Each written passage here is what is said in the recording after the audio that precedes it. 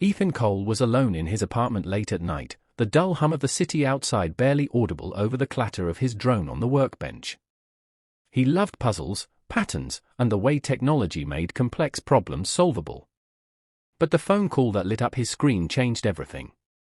The voice on the other end was distorted, low, mechanical, yet eerily calm. "There's a bomb somewhere in your city," it said. "The instructions to disarm it are impossible. Fail, and everything ends." The line went dead before Ethan could respond, leaving a cold dread curling around his spine. His hands shook as he realized he wasn't just facing a threat, he was being pulled into a meticulously crafted game designed to break him. Every instinct screamed that this wasn't a prank, and the subtle details in the call, the pauses, the rhythm of the words, hinted at someone who knew exactly how to manipulate fear. He immediately called Zara, his best friend and a hacking prodigy, knowing that he couldn't even begin to tackle this alone. By dawn, Ethan and Zara were hunched over a cluttered desk, laptops open, wires tangled around the floor, and coffee cups teetering on the edge. Zara's red hair fell over her shoulders as she typed furiously, tracing the call's digital footprint.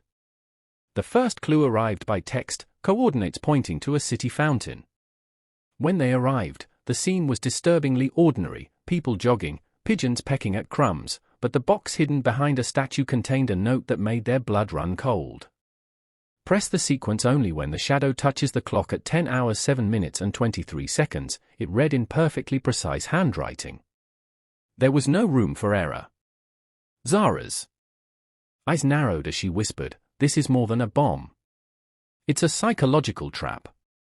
Whoever did this knows exactly how we think." Every detail, the timing, the placement, the mechanical precision, was meant to manipulate them, to test their limits and their trust in each other.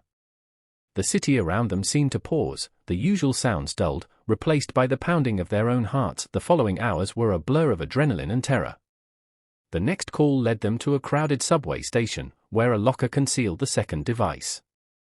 Unlike the first, the instructions were maddeningly impossible, a code that shifted with every passing second, synced to the rotations of a train wheel they couldn't see. Ethan's fingers hovered over the keypad, trembling as Zara calculated angles, speeds, and timing on her laptop. Each passing second carried the weight of death, and the roar of arriving trains made the ticking in their ears deafening. The public walked around obliviously, blissfully unaware that the lives of 2 teens, and potentially hundreds of strangers, hung in the balance. Sweat rolled down Ethan's temples as he realized that even the slightest hesitation could trigger disaster. Every shadow, every sound in the station became a potential threat. The bomber wasn't just targeting the city, he was targeting their minds, pushing them to the brink of panic while forcing them to improvise. Just when they thought they were making progress, a new message flashed on Zara's phone: "You can't trust each other." Ethan's gaze locked on hers, suspicion flickering in his hazel eyes. She insisted she had done nothing, yet a seed of doubt had been planted. They retraced earlier clues and discovered a subtle sabotage. One of the devices had been rigged to mislead them, forcing them to risk exposure to hidden dangers. The tension between them grew, thick and suffocating.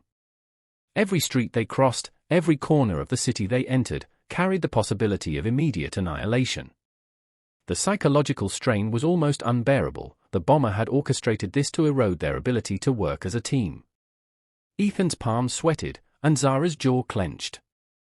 Each new instruction felt like a test of loyalty, a test of intelligence, and a test of sanity all at once. The stakes escalated sharply when the bomber's final instructions led them to the airport, where deactivation required 3 people, yet only Ethan and Zara were present.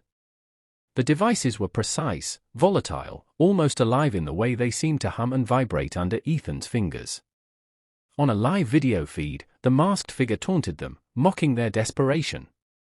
Ethan realized that logic alone would not solve this. Improvisation, intuition, and raw courage were their only tools. Zara's hand shook as she manipulated the device, running through every calculation in real time.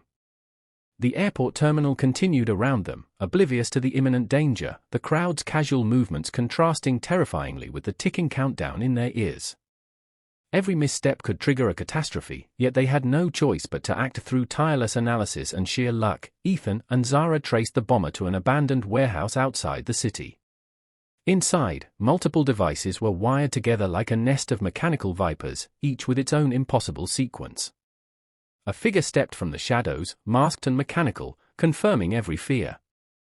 This person had designed the entire ordeal as a test of wits and nerves. Words were weapons, every sentence contained traps. The bomber's presence filled the space with palpable menace, forcing Ethan and Zara to move cautiously. They worked together, coordinating movements with precision, their minds racing faster than their bodies could move. The room hummed with the danger of every wire, every countdown, every mechanical twitch, creating a tension that pressed against their chests. In the climax, Ethan and Zara combined logic, intuition, and technology to override the sequences. They exploited flaws in the timing, creating loops in the device's mechanisms. As alarms screamed and shadows flickered around them, each device was neutralized with a tense pause in between, every second weighted with potential disaster. The bomber, frustrated and enraged, fled before authorities could arrive, leaving behind a scene of exhausted triumph. Ethan and Zara stepped outside into the early dawn, sweat-soaked and trembling, yet alive. The city never knew how close it had come to annihilation, and they would never forget the psychological scars left by someone who had turned their intellect into both a weapon and a weaponized playground. Their minds were sharper, their bond unbreakable, and the experience cemented a terrifying truth: in the wrong hands, intelligence and patience could become instruments of horror.